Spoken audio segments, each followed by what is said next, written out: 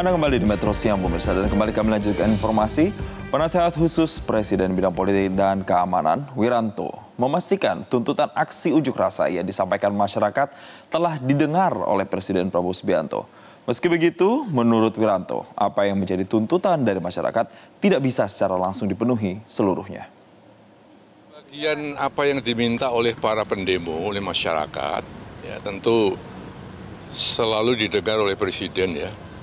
Dan Presiden juga tentu sedapat mungkin telah mendengarkan itu, kemudian memenuhi apa yang diminta, tentunya tidak serentak ya, semua dipenuhi.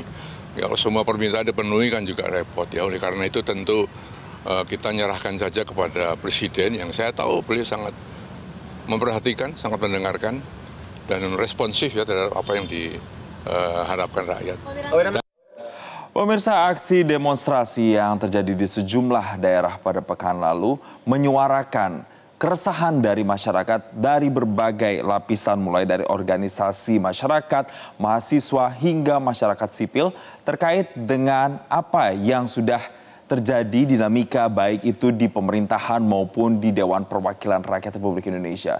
Dari rangkaian demonstrasi tersebut, setidaknya sudah dirangkum pemirsa apa yang menjadi desakan atau tuntutan yang diharapkan oleh masyarakat dapat segera dikabulkan oleh pemerintah dan juga DPR yang tergabung atau dirangkum dalam 17+8 yang ini kemudian viral di media sosial. Kita akan bedah terlebih dahulu apa sebenarnya desakan 17+8 yang disuarakan oleh masyarakat dalam desakan 17+8.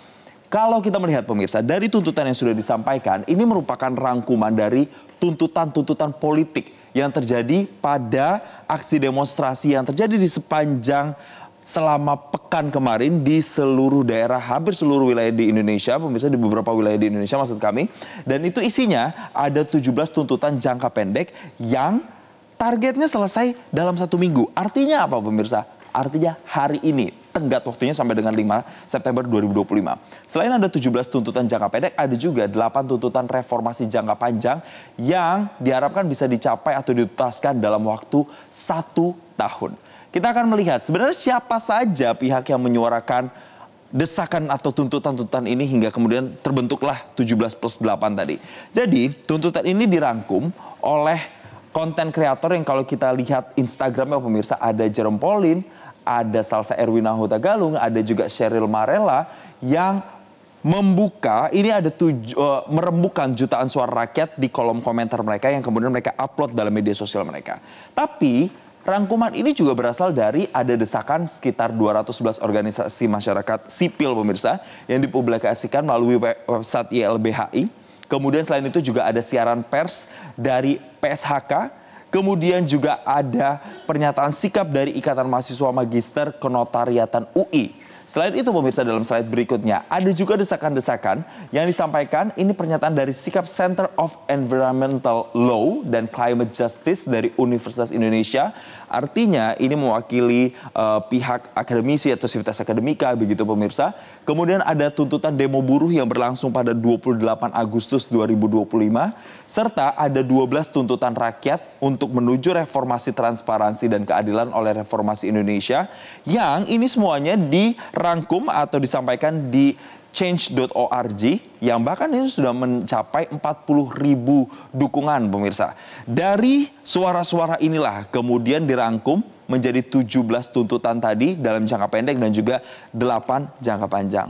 Nah, tindak lanjutnya apa pemirsa? Setelah ramai di media sosial, sudah diupload, di-repost oleh ribuan masyarakat Indonesia, kemudian para influencer misalnya, mahasiswa dan juga perwakilan masyarakat pada Kamis lalu itu juga kemudian bertemu untuk menyampaikan hasil laporan tersebut kepada perwakilan DPR.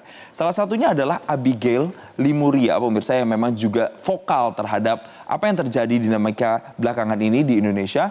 Dan ia menyatakan hari ini pada saat ia menyerahkan dokumennya bersama dengan influencer lain, kami ada di sini untuk memberikan tuntutan ini juga secara formal, secara fisik, supaya sudah tidak ada lagi alasan bahwa belum dimasukkan lewat jalur formal.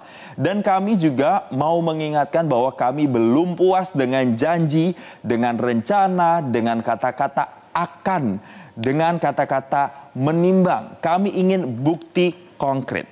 Jadi setelah mereka ini datang ke gedung DPR, disambut oleh perwakilan DPR, ada Andre Rosiade, ada juga Rieke Diah Pitaloka, dan mereka juga menandatangani pemirsa dokumen resmi atau dokumen kumpulan dari tuntutan-tuntutan tersebut 17+8 yang diharapkan itu bisa segera dikabulkan.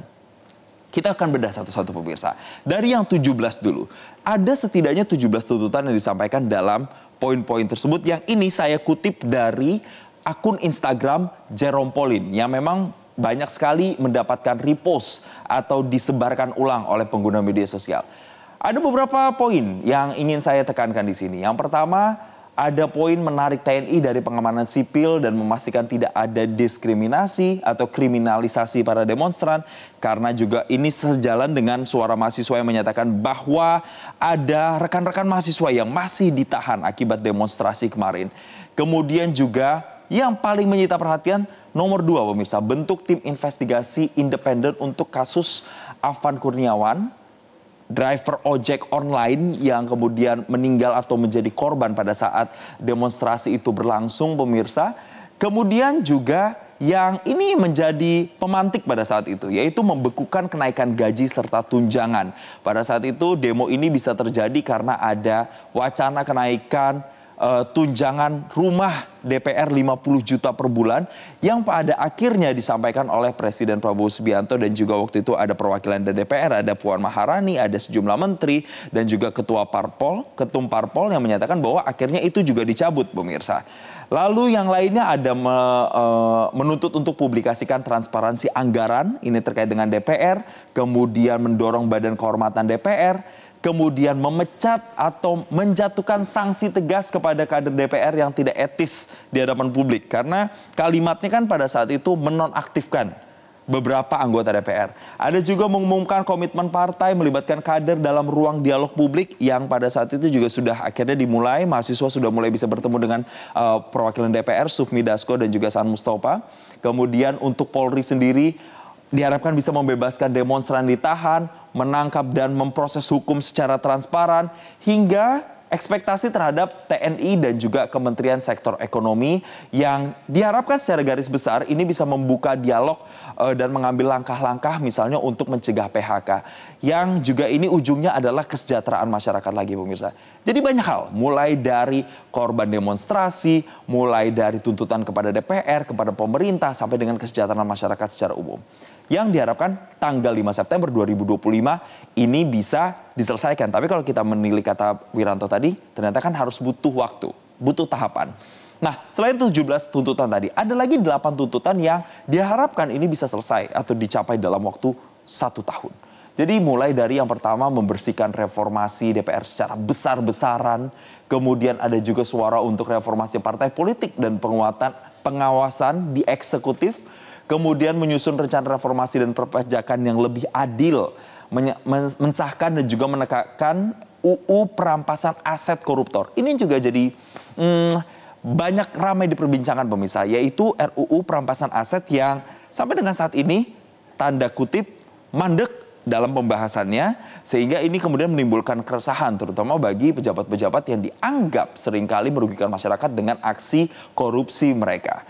Kemudian ada juga reformasi kepemimpinan dan sistem kepolisian agar profesional dan humanis, dan kemudian mengembalikan TNI ke barak tanpa pengecualian, memperkuat Komnas HAM dan lembaga pengawas independen hingga peninjauan ulang kebijakan sektor ekonomi dan ketenagakerjaan. 8 tuntutan ini memang dibandingkan dengan yang sebelumnya dianggap lebih membutuhkan proses lebih panjang, sehingga kemudian masyarakat meminta agar 8 yang ini, khusus 8 yang ini bisa diselesaikan dalam waktu 1 tahun. Itulah kenapa asal muasal ada 17+8 pemirsa, dibagi jangka pendek dan juga jangka panjang.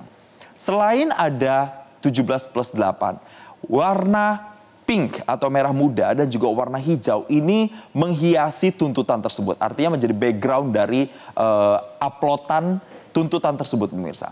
Warna merah muda ini dari mana asalnya? Ini berangkat dari yang ramai di media sosial. Waktu itu ada video ibu bernama Ana yang pada saat itu juga turun ke depan gedung DPR untuk menyuarakan suaranya bersama dengan sejumlah masa aksi yang pada saat itu dianggap sebagai simbol keberanian karena ia berani menyuarakan suaranya pada saat itu.